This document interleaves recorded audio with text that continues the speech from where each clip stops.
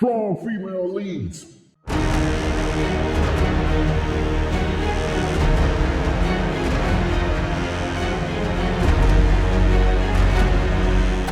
Welcome. Another video. Be sure to follow me over at Twitter.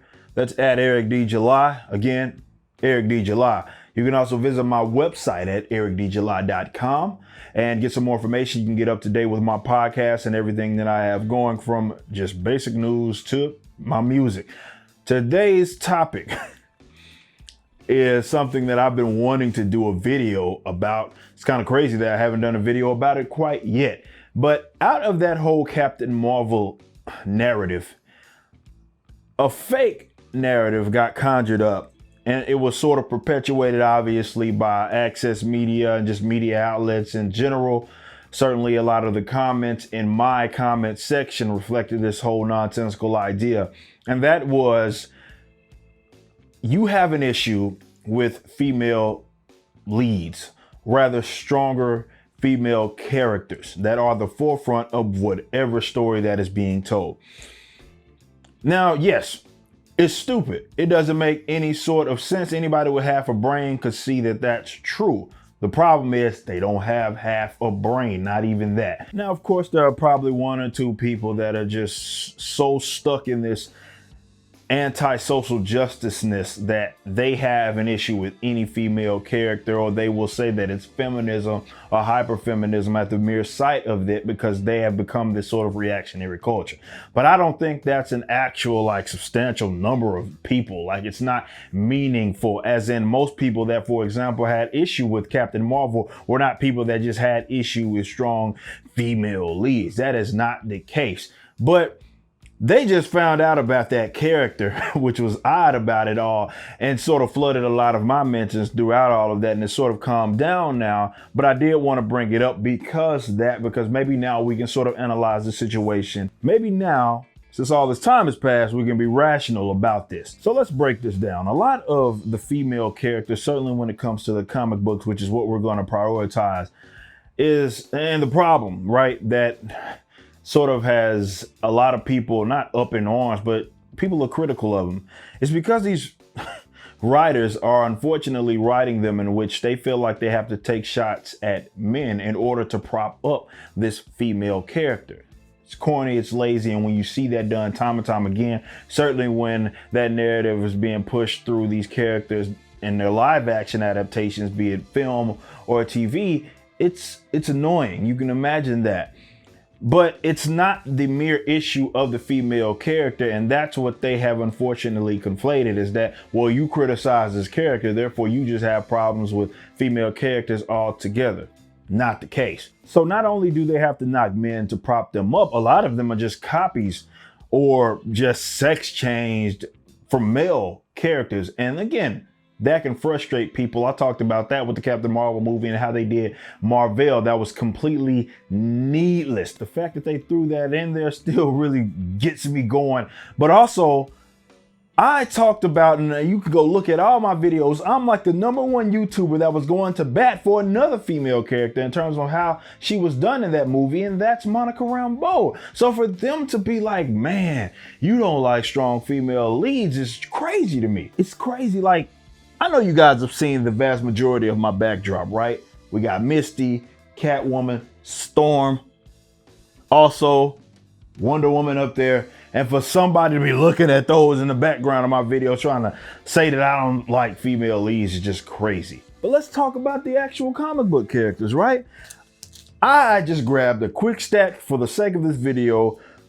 Female characters, female-led comics that I like, that I enjoy. And this is just a slight handful of them. Let's go into them. Let's talk about Naomi, right? Naomi is actually an original Black character. I enjoy this comic. I enjoy this character. I'm going to be doing some videos on this character because she pops up in the new Action Comics, or the recent Action Comics as of when I shot this video. Naomi, can we get zoomed in on that? Yeah. Check that out. All right. Also, one of the most slept on DC characters, which I believe in, as far as some of their newer characters that they've thought to put a lot of time in, is Silencer. So we have Silencer. Again, don't understand how people are making this claim that I hate strong female leads. Arguably, not arguably, This is one of my top 5 favorite characters, period, of all time. Doesn't matter. And I had to grab this. I mean, this is one of the best, cleanest, I'm talking cleanest covers. Storm, right here. I own literally every single comic book in terms of all of her series, limited, that were ongoing at the time. I have all of those comics. The one I went to bat for the most. First appearance right here, Monica Rambeau, right? Monica Rambeau is an original Black character. Now her name was Captain Marvel, and a lot of people assume like Miss Marvel, she was just a mere copy of Captain Marvel, as in Marvel, but she was not. Completely different power set. The reason why she had that name, that moniker Captain Marvel, was because that was the name that was given to her by the public. The character didn't even know who Marvel was, or that there was another Captain Marvel that even existed. Again, original, completely different power base. And I hope that they just continue to expand upon this character. I know she's popping up in one of the Disney Plus shows, but Monica Rambeau, I've gone to bat for I don't know how many times. Then we get into some of these newer characters alongside some of the ones that I just mentioned. We're talking original Asian characters. Got a couple of videos dropping about this, talked about this in the New Ages of Atlas. White Fox, the one character, this is White Fox right here. This is Shapeshifter. I don't want to give it all away. You got to watch my videos. I will be going into depth with a lot of these characters.